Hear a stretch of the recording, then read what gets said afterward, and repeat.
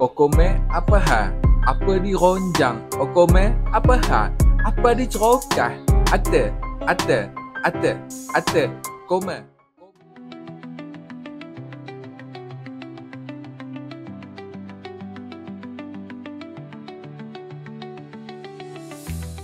Asal yang baru ini SARA sangat membantulah sebab dalam menguruskan ekonomi rakyat secara umumnya kita perlukan dasar pendekatan jangka pendek dan jangka panjang. Dan jangka panjang sudah tentu adalah peluang pekerjaan, pelaburan dan sebagainya. Dan jangka pendek adalah untuk mengatasi masalah tekanan kos sara hidup yang walaupun sekarang kadar inflasi tengah perlahan tetapi masih lagi ada cabaran-cabaran yang berlaku setiap hari.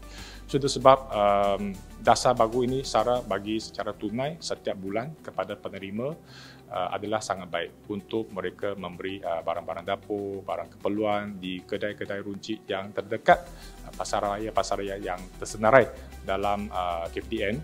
So sangat membantulah. Dan setakat ini saya lihat dalam bulan yang lepas waktu pengumuman bahawanya bulan 4 akan mula dasar ini, ramai penduduk pengundi yang datang ke pusat khidmat untuk semak status kelulusan. Dan ramai juga di kalangan mereka tidak tahu begitu mudah untuk dapat akses kepada pembelian barang dengan penggunaan kad pengenalan saja tanpa perlu untuk mendaftar dengan proses yang panjang, yang ada birokrasi yang panjang seperti dasar-dasar yang lain. Tetapi SARA ini dia menawarkan satu pendekatan yang lebih mesra dan lebih mudah kepada rakyat secara umumnya. So saya secara keseluruhannya saya lihat dasar ini amat baik, membantu rakyat, memudahkan urusan dan meringankan beban rakyat setiap hari.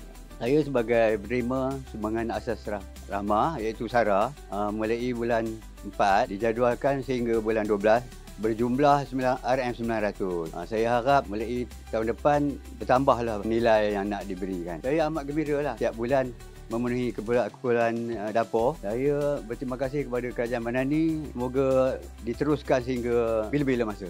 Alhamdulillah, saya rasa bersyukur kerana saya adalah antara yang terpilih bagi penerima SARA yang dilancarkan oleh Kerajaan Madani. Oleh itu saya berharap kerajaan dapat menambah peruntukan untuk program ini. Terima kasih saya ucapkan kepada kerajaan yang memberi bantuan SARA kepada rakyat Malaysia. Dan juga terima kasih dengan penerimaan SARA ni dapat membantu kami yang memerlukan tak kala kos sara hidup yang tinggi.